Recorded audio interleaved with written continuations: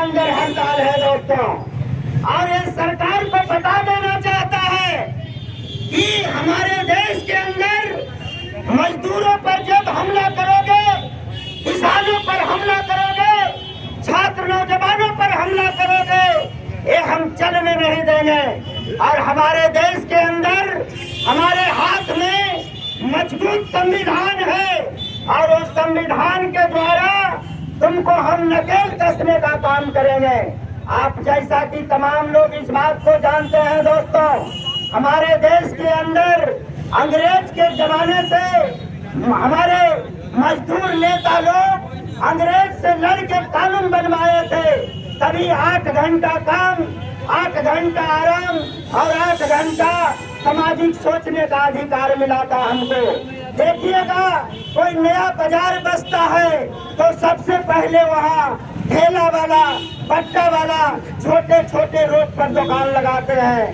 देखिएगा कि सबसे पहले माल ढोने के लिए बैलगाड़ी चलता था, बैलगाड़ी खत्म हुआ तो पीछे, अच्छा पीछे जाओ, पीछे जाओ, पीछे जाओ, न जाओ, उधर जाओ। वकील साहब के बात मानो भाई, पीछे जाओ, पीछे जाओ।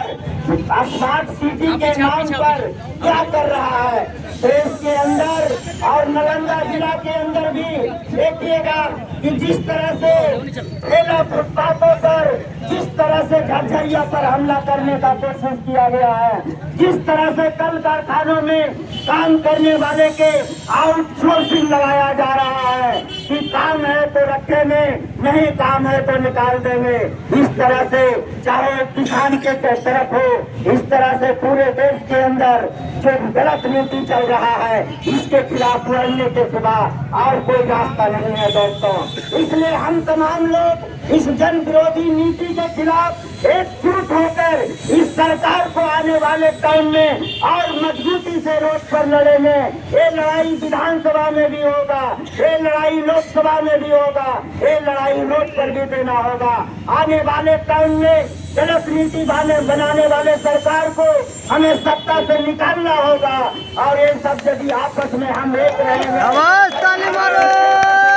तो फिर गलत नीति नहीं ला सकते हैं दोस्तों। अभी देखिएगा, बेटी पढ़ाओ बेटी बचाओ के नारा दिए, लेकिन बिहार में क्या हो रहा है? हमारे देश के लोग, हमारे बिहार के लोग बच्चियों को पढ़ने के लिए पटना में भेजते हैं, जो पटना सबसे सुरक्षित जगह माना जाता है, बिहार की राजधानी है। वहाँ बच्चियों के साथ जिस तरह से हत्यारा लोग उनके साथ निर्मम रेप कर हत्या कर दिया जाता है। और ये सरकार जो है वो पीड़ित परिवार को देखिएगा धमकाने का काम करते हैं और कहते हैं कि तुम मान लो कि तुम्हारी बच्ची आत्महत्या किया है। ये शर्म की बात है। ये देश के अंदर प्रशासन को शर्म की बात है, सरकार की शर्म की बात है। इसलिए देखिएगा, ये तमाम लड़ाइयों के खिलाफ छात्र नौजवान और भाजपा माले एकजुट होकर लड़ रहा है। इसलिए तमाम बंधुओं से, आए हुए लोगों से हमारा निवेदन है कि आप अपनी एकता को बना के रखिए और लाल झंडे भाजपा माले एकता के साथ मजबूती से जुड़िए। आपकी लड़ाई को हम मरते दम तक आगे बढ़ाएंगे। इसी बात को कहते हुए हम करते हैं इंकलाब जिंदाबाद, जिंदाबाद। बहुत अच्छा रहा।